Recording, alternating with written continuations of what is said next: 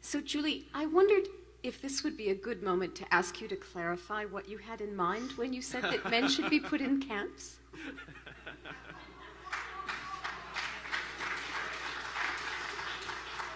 Well, this is a classic example of, and they say feminists don't have a sense of humour. So there I was, speaking on the phone to a conference organiser who said to me, look, we need to put some kind of interview up on the website to advertise the fact that you're speaking. And she asked me a few things about, you know, what do I think the problem is with men and violence and the like. And I said, look, you know, if men don't start behaving themselves, stop beating women up, stop raping and sexually assaulting, if we can't see an end to those men that insist on sending their daughters to be married, age 15, if we can't see an end to the terrible harms that come because of patriarchy, then I think what we should do is set up a camp for them.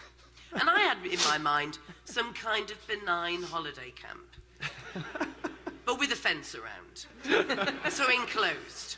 And I said very clearly, because I'm a kind feminist, that they could have things like quad bikes and white vans. Archery on Wednesday afternoons. You know? Yeah, and the lefties could have bicycles, you know.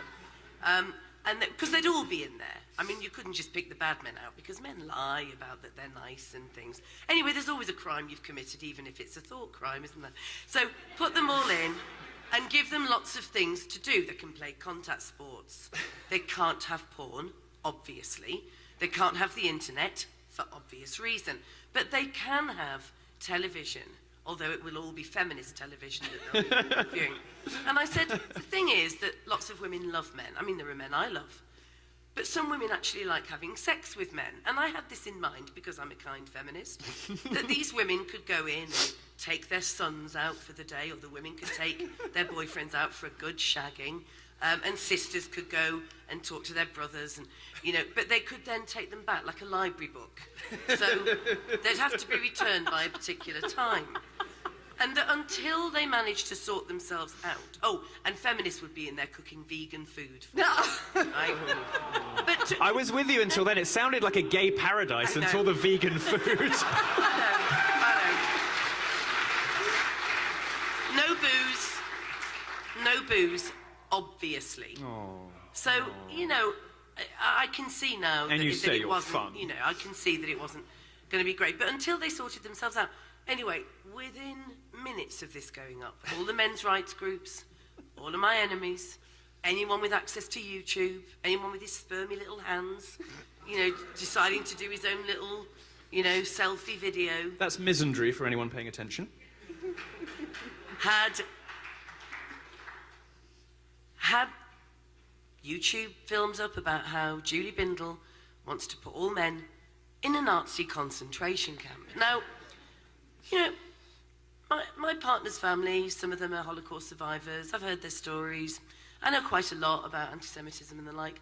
And I figured that I didn't realise that in Auschwitz and Dachau that they had quad bikes and that they could be taken out for the day and be cooked healthy vegetarian and vegan food. So I figured that they'd exaggerated very slightly. And then, of course, I remembered that I'm always compared to Hitler. It's never some mid-range dictator. You know, it's never one of those that get forgotten. I mean, Pol Pot never gets a word in. You know, Mugabe, it's always Hitler. And so there was a great kind of women's symbol within a swastika. And Julie Bindel wants to put men in Nazi concentration camps. You've identified a class you want to put in camps. It's a wonder people compare you to Hitler. You know, the point is that, as I say, you know, I agree that the veganism is a human rights violation. But aside from that...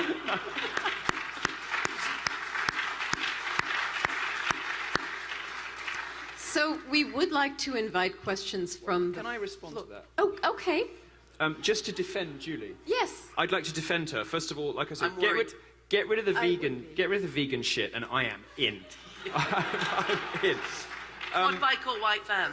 Yeah, no. Well, I think if there's a sex that deserves to be put in camps, I think women would be happier on their own. But I want to defend you and you said the word humorless.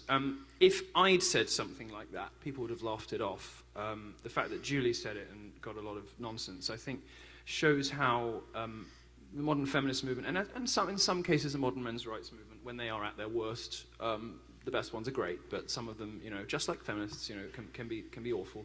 Do indulge in this incredible, deliberate, disingenuous humorlessness.